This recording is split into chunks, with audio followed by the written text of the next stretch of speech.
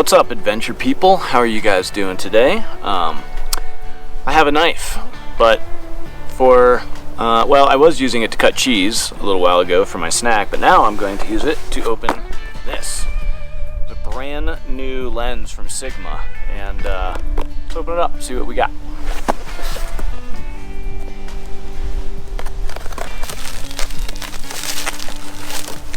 Packed in here tight.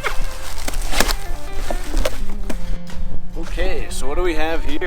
We have the brand new Sigma 100-400 f5 to 6.3 DGDNOS.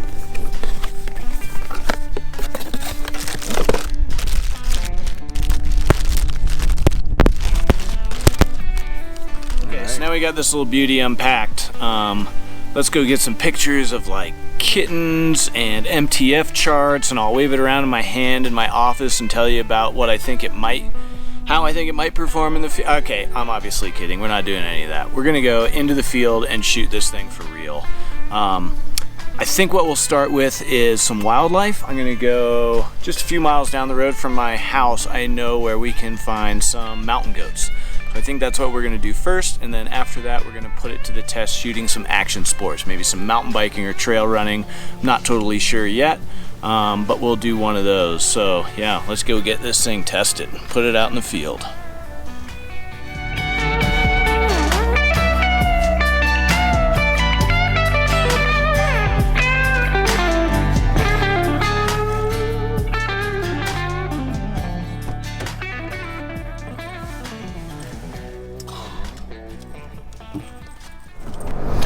Okay, so real quick before we get going too far into this, full disclosure, I am a Sigma Pro, or actually now we're Sigma ambassadors, and I've been with Sigma for a number of years, and I come by that really quite honestly. I don't think that's a story for today. We can go into that another time, but yeah, I just want to let you guys know that. Okay, so one other thing I wanted to share with you guys too is that this is a brand new lens. The 100-400 DGDN is completely redesigned for mirrorless. So it is not a DSLR lens that has just been retrofitted to fit to the Sony E mount. It is a brand new design. So that's a really important point for you guys to know.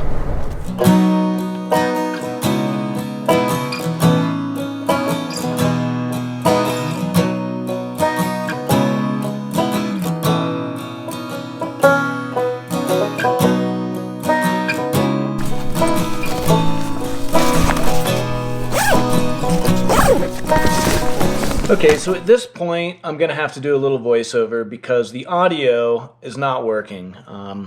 That's a story for another day, but the bottom line is the GoPro 7 and the Rode microphone do not work together.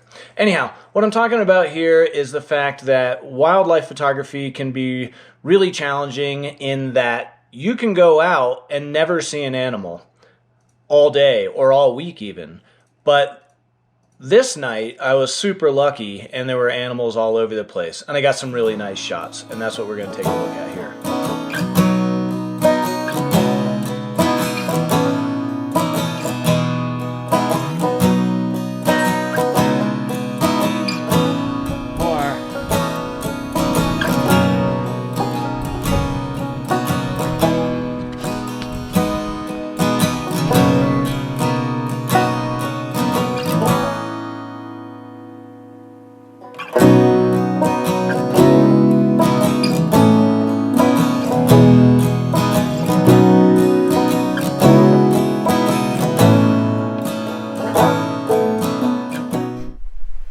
One of the nice things about having this, the 100-400 here, the 5 to 6.3, is that it's really nice and light. As you can see, it just pairs super well with the Sony bodies. And I'm up here at pretty high elevation. I'm above tree line, probably at 12,000 and change here. And it's just easy to carry around. It's a nice little lightweight, compact package in a really powerful little zoom, so it's pretty awesome.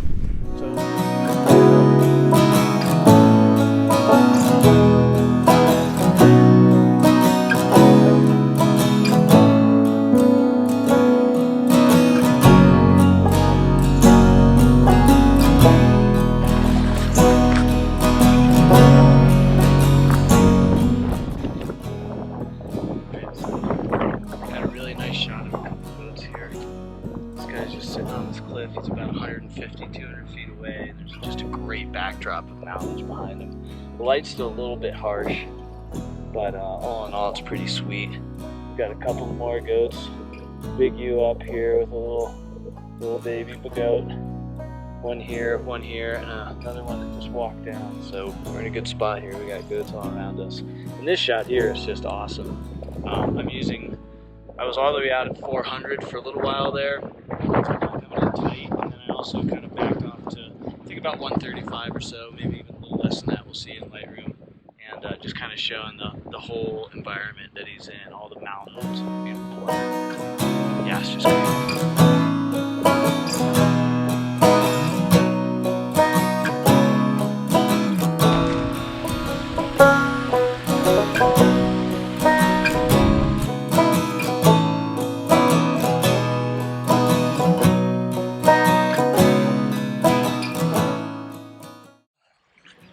Okay, so I'm gonna start heading on down now. The sun is just about to go behind the mountain, and time to work my way on down this hill here. It's pretty steep. The goats kind of moved off into a slightly more inaccessible place. I don't know if you can see them, but they're kind of up in the rocks here. Couldn't quite get to them anymore. They're pretty far away and a little bit hidden, but what an afternoon. We got some great shots and had a lot of fun. Put the new 100-400 to the test. And yeah, it's been awesome. It's, for anyone that's using the 100-400, the DSLR version, this is going to feel really similar. And now though, of course, you won't have to use the MC11 adapter anymore. Now it's just going right on to the Sony body. And I was shooting with the Sony a7 III today, and it worked really well. It was great. So I'm going to head on down the mountain, maybe get another shot on the way if I see another goat or another animal or some sort of landscape, but other than that, we'll go take these and drop them into Lightroom and see how everything looks.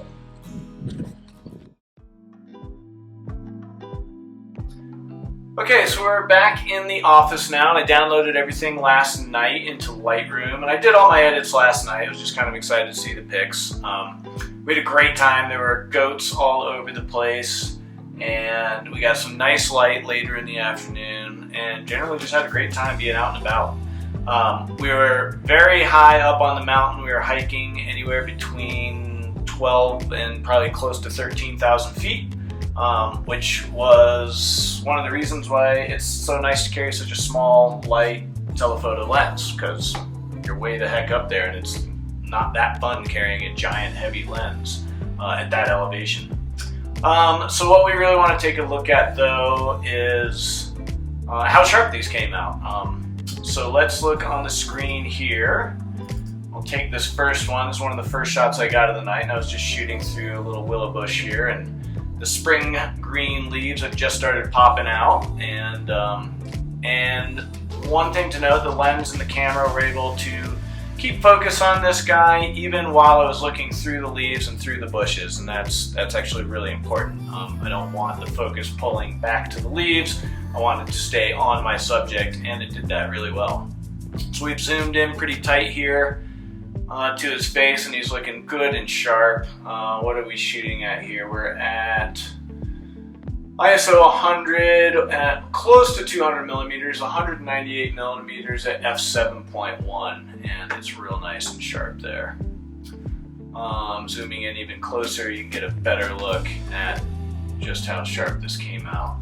That's handheld too, I should mention. The lens is optically stabilized, so that helps a lot in that situation. And the Sony a7 III also has in-body stabilization too.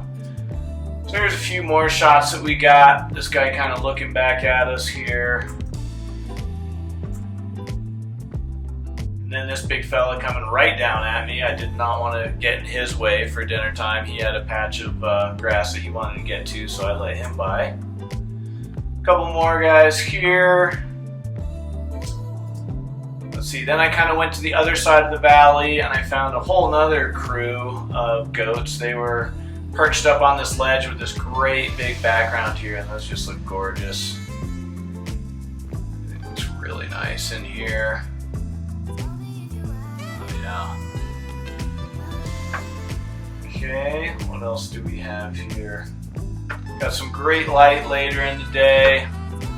Again, let's see. Nice golden hour light. Zoom into him and see how nice and sharp he is. He looks real crisp. You can just about count the eyelashes on his eyes right there. And then we got some more really nice shots. I was kind of looking into the sun to see how it handled the flare, and it did really good. The flare I think looks really nice, not too much of it, and let's see how he's looking there too. Oh yeah, just fantastic. So yeah, so I think we're gonna leave it there for the night, for the video I should say. But yeah, the lens performed really well, and for anyone that is going to be doing, you know, long day hikes in the backcountry or a multi-day backpacking trips even, or if you're just a parent shooting sideline sports, shooting soccer and baseball, whatnot, this is going to be a great lens. Really a great telephoto lens for anyone that just wants a smaller, lighter lens, that they don't want to haul around something huge. Anyhow, we'll leave it there, and we'll talk to you later. Thanks so much.